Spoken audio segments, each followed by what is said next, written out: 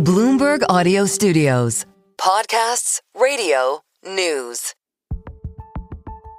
Earlier this year, a woman approached Bloomberg's London office with a story she thought needed telling about one of the oldest and most prestigious universities in the world.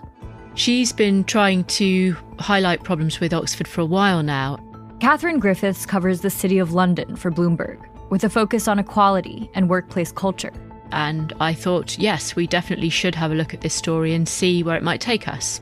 That one tip led Katherine to a deeper investigation into multiple allegations of sexual misconduct, harassment, and bullying at Oxford University, and what dozens of people Katherine talked to described as the university's failures in handling them. The sad truth is actually there are really quite a lot of women, both there now in this current day and dating back years, who have had really terrible experiences and not only have been the victims of sexual assault and harassment and bullying, but also then when they've taken these problems to the university, they have been very, very disappointed and traumatised because the university really hasn't dealt with those issues in a way that the women felt was the right way to deal with them.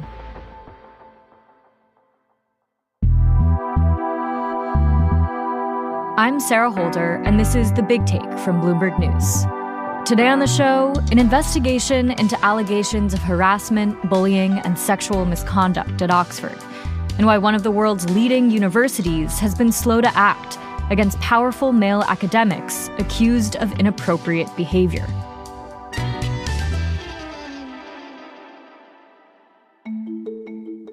Oxford is one of the most famous universities on the planet.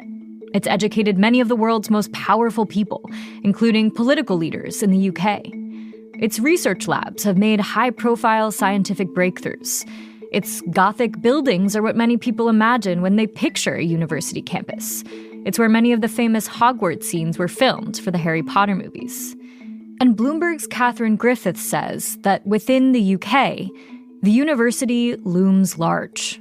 It's a place of huge prestige. It's a place that attracts millions and millions of pounds of donations from individuals, from governments, and from big business people who have an interest in putting their money at a place where they hope it can further science and further development, but where also, I think it's probably fair to say, hope they are going to get a little bit of that Oxford magic rubbing off on them. They want something out of that association too. So Oxford is all of those things. Katherine, you've been digging into how this storied, influential university handles something really important: allegations of harassment and misconduct. I'm wondering if you can give us a sense of your reporting process, how you know what you know. Yes, so we've spoken to nearly 50 people over many months now. Some of those people have been able to give us some documents that back up their own accounts that have been incredibly useful to really, really be clear that what we've heard is accurate and fair. We found 7 women who were able to tell us about their experiences over the last 5 years that included rapes and sexual assaults. We found there were 30 who described experiences of bullying and harassment dating back over about 20 years.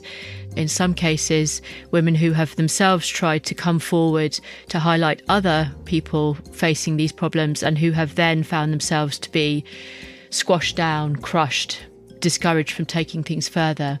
So the numbers are really quite big, and I think if we're being realistic, there'll be plenty of other people who maybe have had similar experiences. One of the men who's been accused of harassment is Sumitra Dutta. Who is he, and what triggered Oxford's initial investigation into him? Yeah, so Sumitra Dutta was the dean of Oxford's Said Business School, and a female academic came forward earlier this year and made a complaint about him. She alleged that he harassed her on several occasions.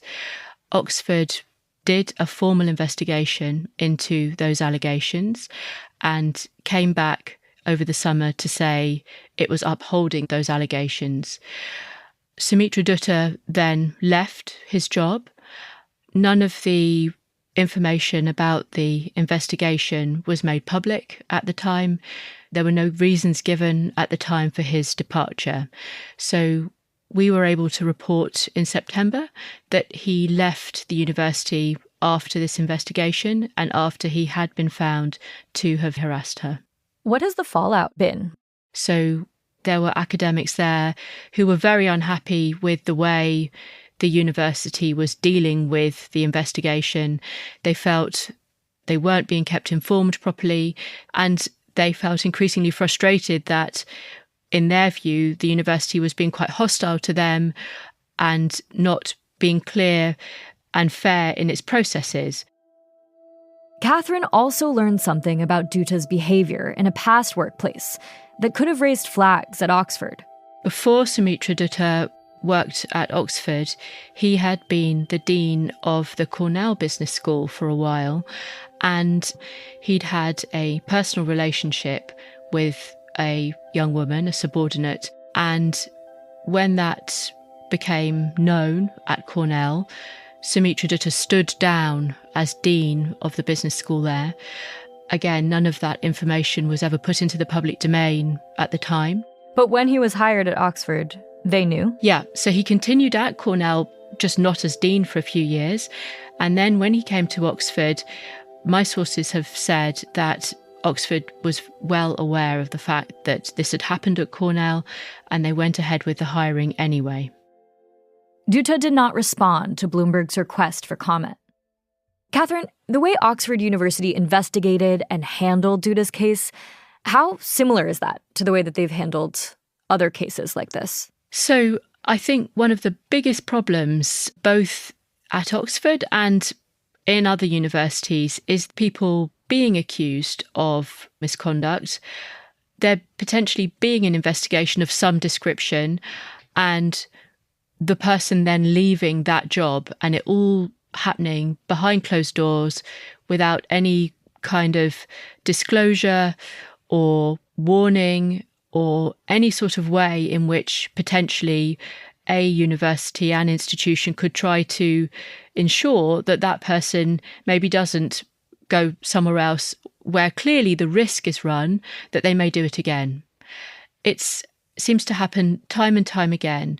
Another person in our reporting was a really, really prestigious professor at Oxford for a long period of time. His name is Miles Houston. He was a professor of social psychology. He's this really, really famous person in his field. We've spoken to 20 women who had real problems with him over quite a long period of time. What did women tell you about Houston's behavior and how it affected them? So he ran a psychology lab, and women and male students both felt incredibly privileged to work with him. Yet some of those women found that it was not the kind of experience they were hoping for or expecting. Miles Houston has behaved in a sexually harassing way to multiple women over many years, according to our reporting. Some of these women described feeling flattered and overwhelmed by the tension, not quite knowing what to do given the extreme power imbalance between them. He would give gifts to women that they felt were intended to make them feel grateful towards him. If they said to him that he had behaved in a way that made them feel uncomfortable, he might use this phraseology, "Have I been a bad boy?" What happened when women initially raised their concerns? How did the university respond? So in the case of Miles Houston, he was at Oxford for 18 years. So it's a story that sort of evolved over a long time. And of course, so did society in that time. There's women who've told us about trying to raise his behaviour with others. One woman in particular told us about trying to talk to a harassment advisor at the university. But her recollection was that this harassment advisor was more worried about the potential fallout for the university. Eventually in 2017, a woman did decide she could bring a formal complaint against him. And that really was the point at which things changed, and there was an investigation We don't know exactly what the outcome was, but we do know that Miles Houston left Oxford University in 2019. And what do we know about how Houston has responded to the university investigations and to the concerns raised about his behavior? So we have tried to ask him, and he has not replied. I've been told by sources that he described retiring at the time from Oxford in 2019. He has done other things in public life since then, including now working for this Indian university. He remains a fellow of the British Academy, which is a very prestigious institution in UK society. But we haven't heard anything, certainly in the public domain, from him that reflects what he may or may not think about these allegations. I'm wondering more broadly, how has Oxford's leadership responded to allegations of harassment, bullying, sexual misconduct in their halls? And what's the pattern that's emerged across all of these cases for you? It has been different in different cases. We have reported in our story on 2 investigations where 2 men left Oxford, and the women involved in those cases felt the outcomes were significant victories. But we have also heard on multiple occasions about women who felt Oxford has not done a good job in pursuing their complaints. One woman described it as being like a deliberate chaos machine, where the people involved never really intended to help. In response to Katherine's detailed questions, Oxford said it couldn't comment on individual cases, but provided a statement. It said directly through a spokesperson, sexual harassment has no place at Oxford.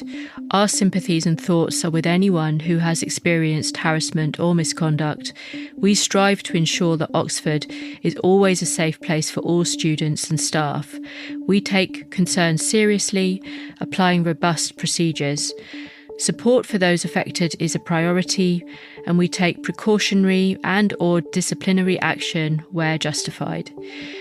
And then it talked about a new approach it's brought in that they say sets out our approach, support and training. We encourage anyone who has a concern to raise it. What have the lasting consequences been for women who have experienced harassment at Oxford and for women who have reported harassment at Oxford? Some people who've been through even some of these recent investigations have said they have been very pleased with the way people have dealt with their complaints. But the lasting effect really is women who have been sexually assaulted or harassed or bullied, and then on top of that, who have gone through processes that, on the whole, they have felt to be re-traumatizing, upsetting. People describe feeling that they have post-traumatic stress disorder. There are women who have left the university. There are women who are sort of now in limbo because they can't go back to their studies necessarily, they can't move forward, and yet their alleged harassers have got on fine. So why has it been so challenging to get Oxford to hold people accountable after concerns are raised? That's next.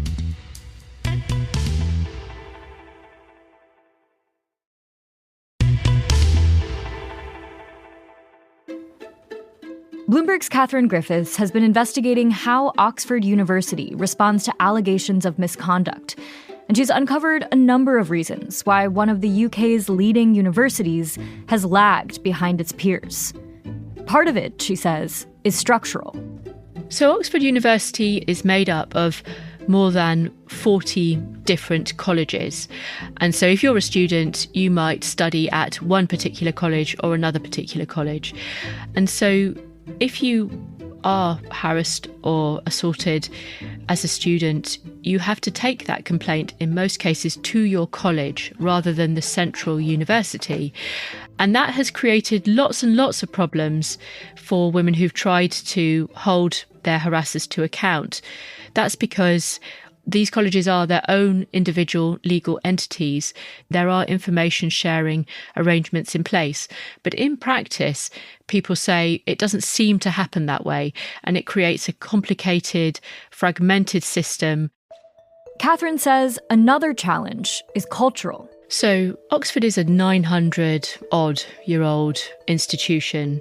People love the history and the traditions, the special clothes people wear to do exams. There's all sorts of things which make Oxford Oxford. But certainly linked to that are quite negative things.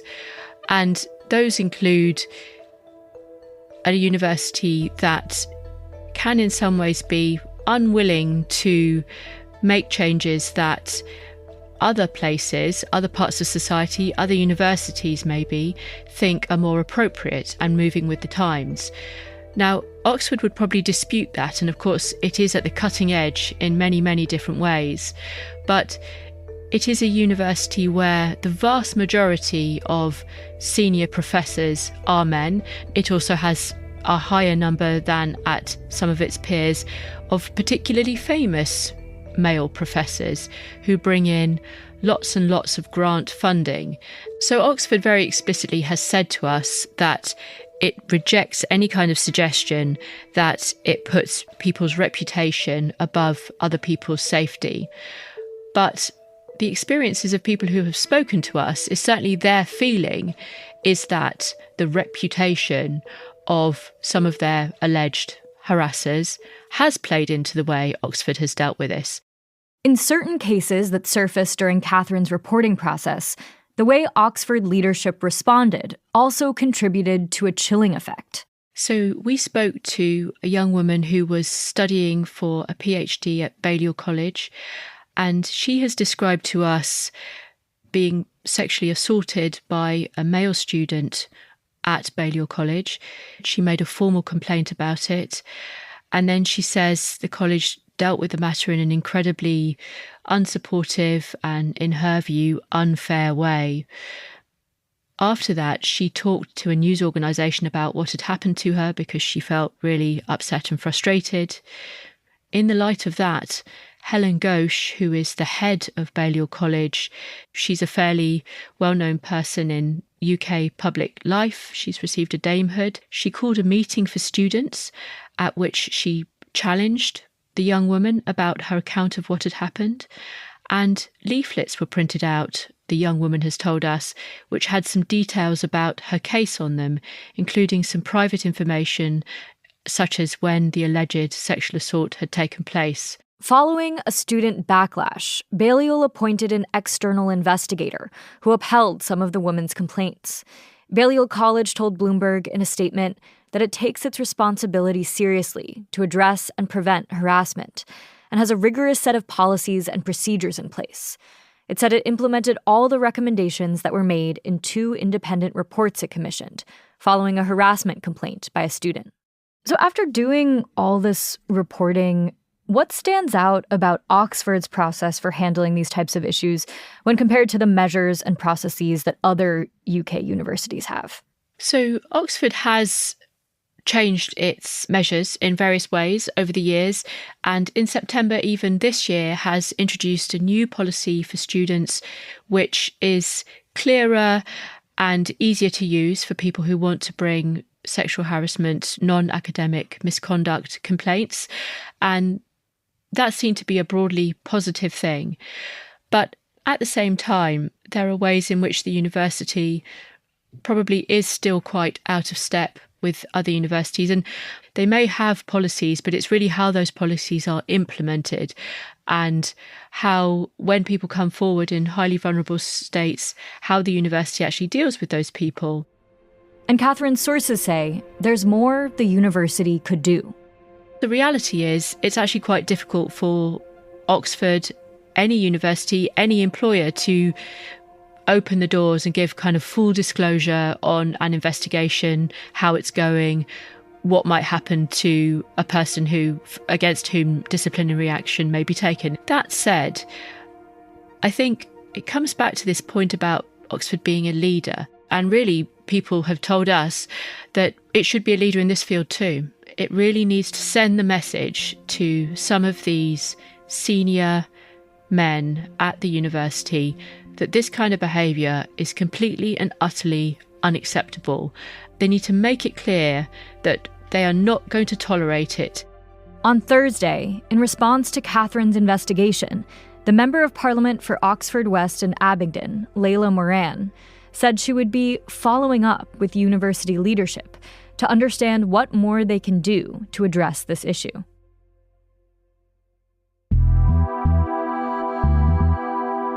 This is The Big Take from Bloomberg News. I'm Sarah Holder. The show is hosted by me, David Gura, and Juan Ha.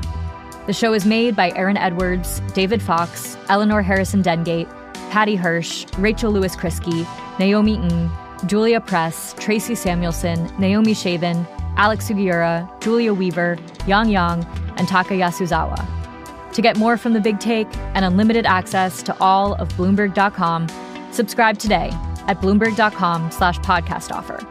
Thanks for listening. We'll be back on Monday.